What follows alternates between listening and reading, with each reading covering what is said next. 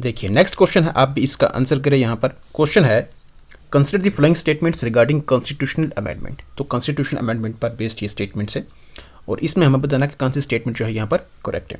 पहले अगर आप देखेंगे तो क्या है, एक constitution amendment bill can be introduced in either house of parliament. तो पार्लियामेंट के किसी भी हाउस में एक कॉन्स्टिट्यूशन अमेंडमेंट बिल को इंट्रोड्यूस करा जा सकता है। पहली स्टेटमेंट ये है। दूसरी है this power is considered parliaments constituent power rather than its legislative power.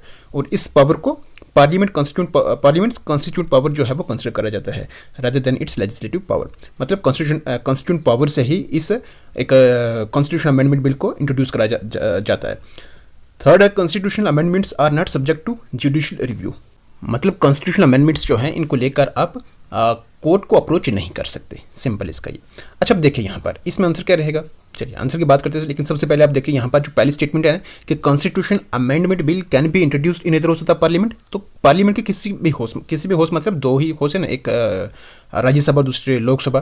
तो देखिए कॉन्स्टिट्यूशन अमेंडमेंट बिल जो है इसको लोकसभा में भी इंट्रोड्यूस करा जा सकता है और राज्यसभा में किसी में भी इसको इंट्रोड्यूस करा जा सकता है।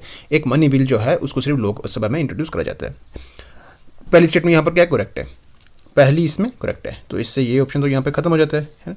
दूसरा आप देखें यहाँ पर this power is considered parliaments constituent power rather than its legislative power. देखिए यहाँ पर जो है पार्लियामेंट की दो पावर्स होती हैं इसमें, एक होती है कॉन्स्टिट्यूंट पावर और दूसरी होती है लेजिस्लेटिव पावर।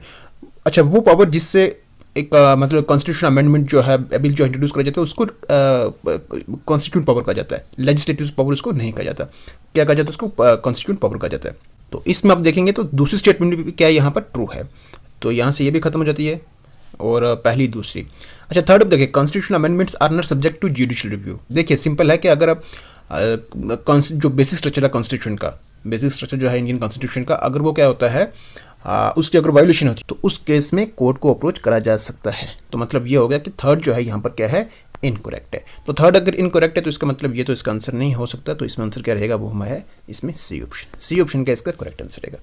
बाकी चलिए अब नेक्स्ट वीडियो में मिलते हैं आपसे इस क्वेश्चन नंबर 49 के साथ।